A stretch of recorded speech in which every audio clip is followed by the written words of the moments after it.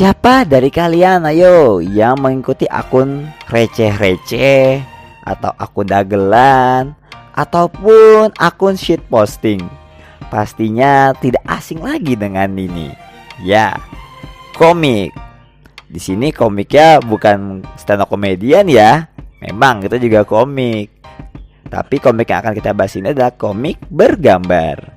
Yang dimana komik ini menurut Will Eisner merupakan susunan gambar dan kata-kata untuk menceritakan sesuatu atau mendramatisir suatu ide yang terangkum dalam buku yang selanjutnya dikembangkan menjadi sebuah tatanan gambar dan balon kata yang berurutan dalam sebuah buku.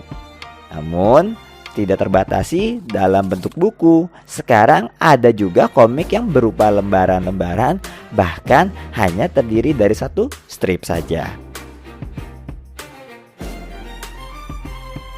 Jauh dari era modern seperti sekarang, ternyata komik sudah melekat di kebudayaan Indonesia sejak zaman dahulu kala. Mengapa demikian? Itu bisa kita buktikan dari relief-relief yang terpahat di sekeliling Candi Borobudur. Di situ nampak jelas relief yang menceritakan dewa-dewa Hindu dan Buddha. Yang dimana relief-relief tersebut tersusun rapi atas panel-panel dan saling berkesinambungan. Ini membuktikan bahwasanya komik sudah ada di Indonesia sejak zaman dulu kala. Tidak sampai di situ saja. Di era kolonialisme, tepatnya tahun 1931, Ko Wan Gi menerbitkan komik yang berjudul Siput On yang bertemakan kritik sosial pada pemerintahan Hindia Belanda, sehingga menumbuhkan semangat juang para pejuang-pejuang kemerdekaan saat itu.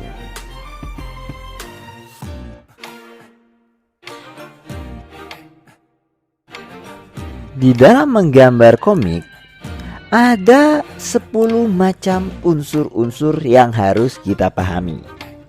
Yang pertama adalah panel, di mana panel ini berupa kotak-kotak yang bentuknya ada yang persegi maupun persegi panjang, yang memiliki fungsi sebagai petunjuk umum untuk ruang dan waktu yang berisi kejadian-kejadian utama dari cerita yang terdapat dalam komik tersebut. Kedua adalah sudut pandang. Di sini berfungsi untuk mengarahkan mata pembaca untuk melihat sebuah kejadian atau objek agar lebih dalam.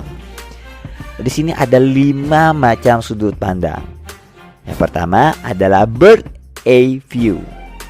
Jadi memposisikan seolah-olah ini pandangan burung yang ada di ketinggian, yang menyebabkan kita dapat melihat lingkungan ini secara lebih luas. Yang kedua ada high angle view. Nah, ini memposisikan pandangan kita seolah-olah melihat sudut pandang yang lebih tinggi dari objek tersebut. Yang ketiga ada low angle view, yang dimana memposisikan pandangan ini dari arah bawah. Lalu yang keempat ada eye level. Ini seolah-olah pandangan kita lurus tegak. Dan yang terakhir adalah frog eye, ya ini diarahkan sudut mata ke arah paling terendah yang menunjukkan kesan estetis. Parit.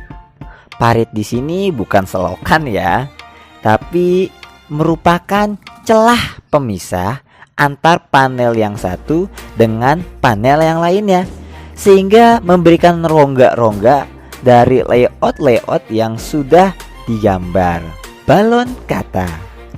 Agar terlihat lebih komunikatif, maka teks diperlukan balon kata untuk menajamkan pesan yang ingin disampaikan. Coba bayangkan, kalau teks itu tanpa adanya balon kata, pastinya akan menumpuk antara teks dan gambarnya. Nah, balon kata ini ada 3 bentuk. Bentuk yang pertama adalah balon ucapan. Yang kedua adalah balon pikiran. Dan yang ketiga adalah caption, visual effect atau efek visual yang berfungsi pasti tentunya untuk mendramatisir sebuah gambar sehingga pembaca menjadi lebih yakin dan seolah-olah di pikirannya tergambar adegan-adegan serta suara-suara yang meriah dan menggemparkan. Ilustrasi adalah seni gambar yang dipakai untuk memberikan penjelasan atas suatu tujuan atau maksud secara visual. Nah, di dalam komik terdapat dua jenis ilustrasi yang digunakan, yaitu ilustrasi kartun dan ilustrasi realis. Ukuran gambar di dalam panel-panel yang berbagai bentuk dan ukuran pastinya harus disesuaikan pula ukuran gambar-gambarnya. Umumnya ukuran gambar yang digunakan di dalam panel ini ada 5. Extreme long shoot, long shoot, medium shoot, close up, dan extreme close up. Cerita. Di dalam komik, elemen narasi amat sangat penting karena unsur visual dan teks merupakan penyederhanaan serta perwujudan dari bentuk narasi inilah yang berupa runtutan cerita sehingga dapat dimaknai maksud yang ingin disampaikan dari komikusnya splash atau bentuk gemercak. Ini merupakan gabungan dari beberapa panel ataupun ilustrasi. Ada 3 bagian dalam splash. Ada splash halaman, splash panel, dan splash ganda. Yes, inilah yang terakhir. Garis gerak. Garis gerak merupakan efek yang timbul dari gerakan tokoh komik. Dan serupa dengan special effect, garis gerak ini berfungsi untuk mendramatisir sebuah keadaan, ekspresi, ataupun pernyataan sikap sehingga pembaca akan lebih mengerti tentang kondisi emosional tokoh yang sedang diilustrasikan. Jenis-jenis komik. Secara umum ada 4 bentuk atau 4 jenis komik yang sering kita baca. Yang pertama adalah komik strip. Merupakan sebuah komik yang terdiri hanya beberapa panel dan biasanya mengisi ruang di majalah dan surat kabar.